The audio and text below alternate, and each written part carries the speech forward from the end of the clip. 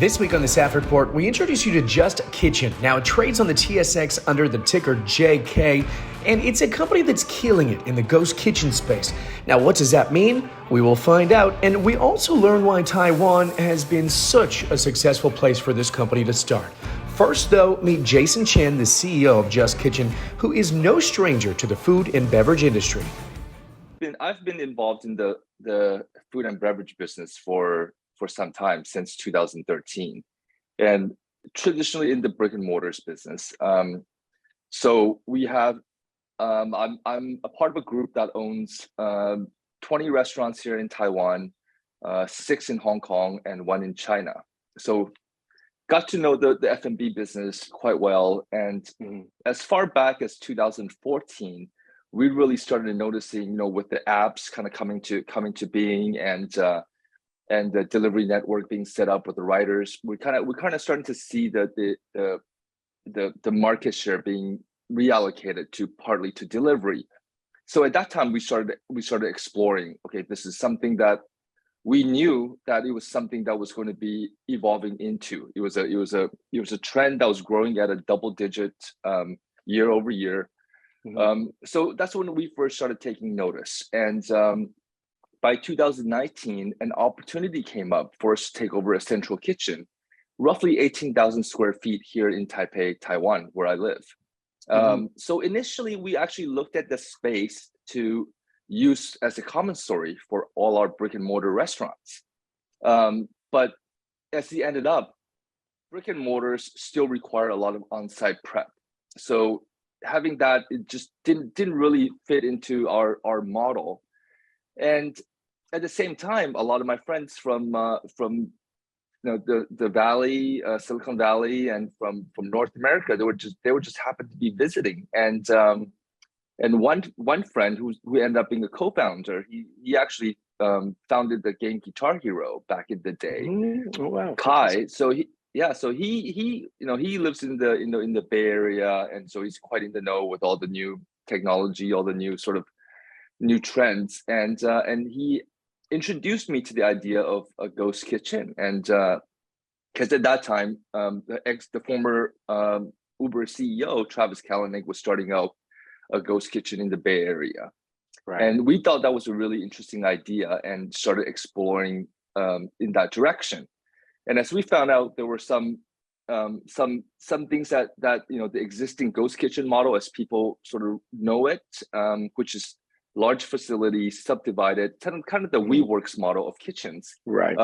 We felt that wasn't fitting for us and for our geography. So we kind of tweaked it, and then that's where we came up with the hub and spokes model here in Taiwan. And then we started initiating the business in 2019 and launched it for our first delivery in March 2020. And it just so happened it hit right on the button of COVID, and what since 2014, what was growing at very steady double-digit growth all of a sudden just took off, and we're talking doubling year over year from 2020, and that's when sort of JustKitchen really kind of took shape, and we started our, as I mentioned, first delivery in March of 2020, and then we just kind of kept growing ever since.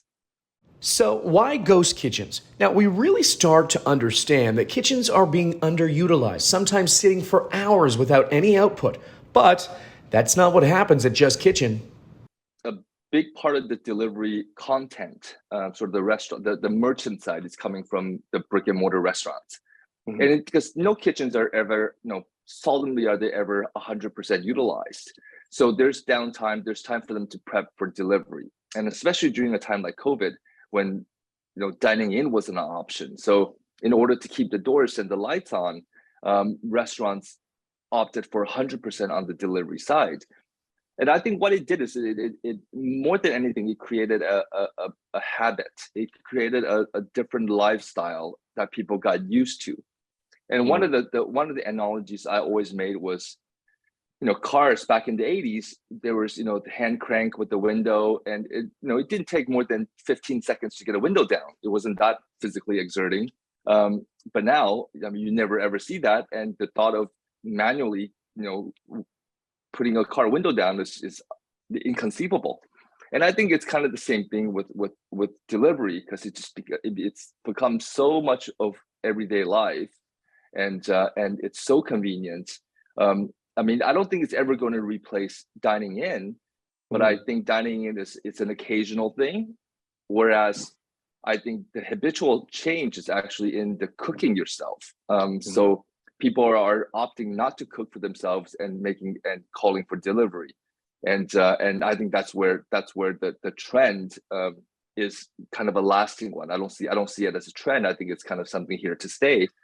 So for us as a ghost kitchen, obviously we're dedicated to delivery. So in the brick and mortar business, they often have to halt their kitchen and do a delivery order. It sometimes can be an interruption to just traditional kitchen operation system, whereas it's all we do.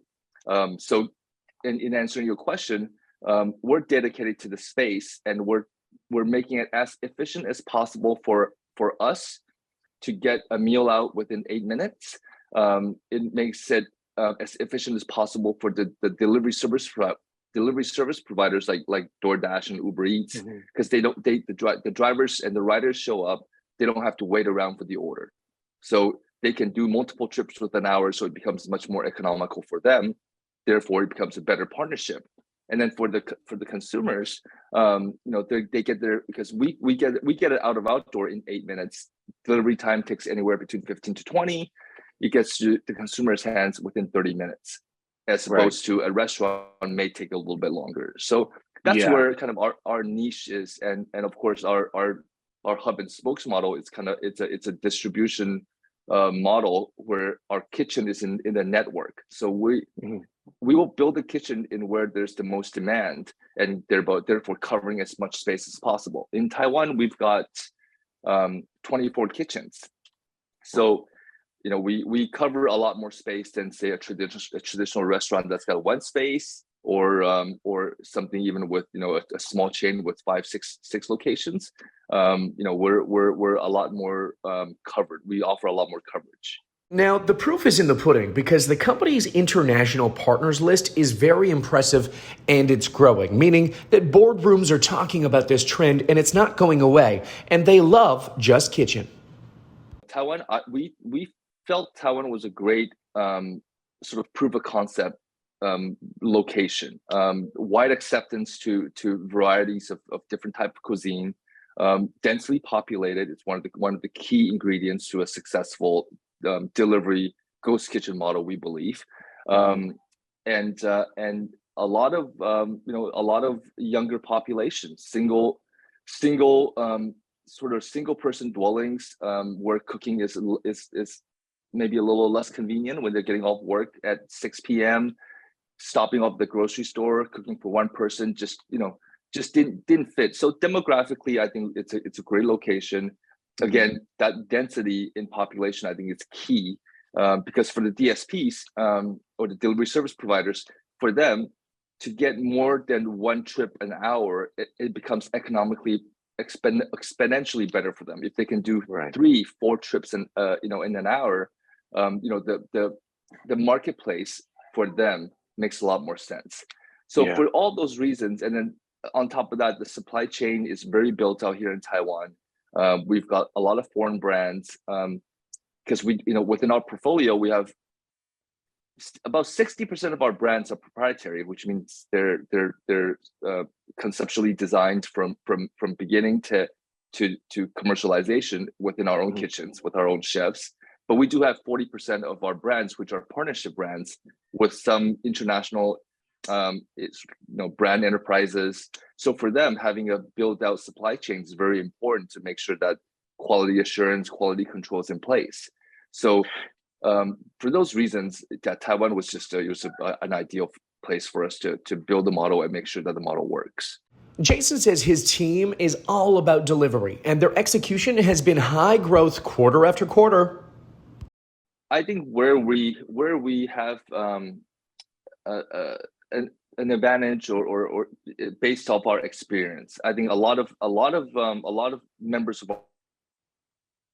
our team came from an F&B background.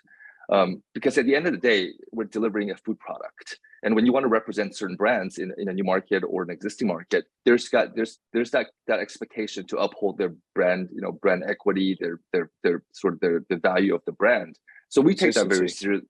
Yeah, so we take that very seriously. So I think our core competency is our ability to deliver the product, and I think that's really important. And everything starts from there. So from there, we modify our process, we modify our SOP to, that expectation of that quality.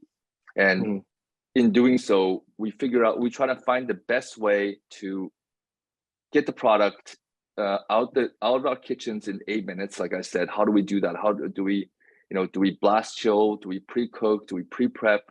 Do we pre-formulate? These are all the things that goes into it in formulating a menu for a particular brand, and every brand is different.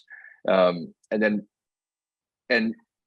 having the awareness of knowing that some items just are not suitable for delivery, regardless of how great it's going to be received. You just can't do it.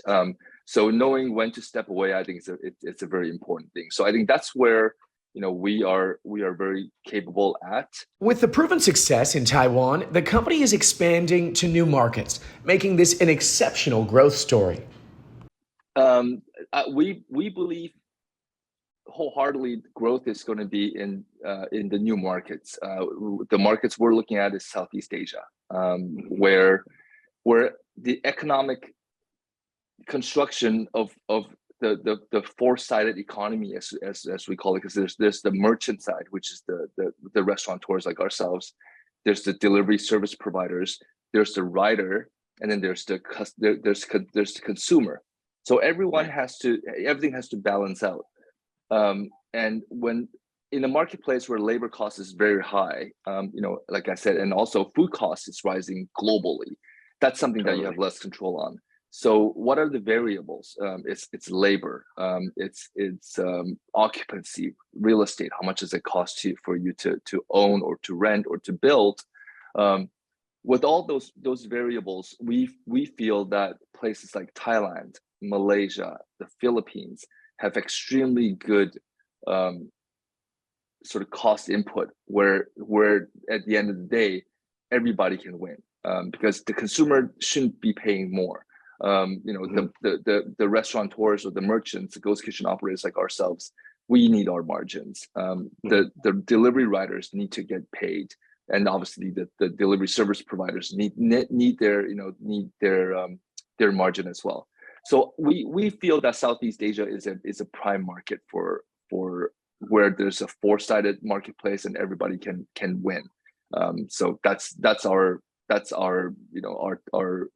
goal, our target, and where we're going.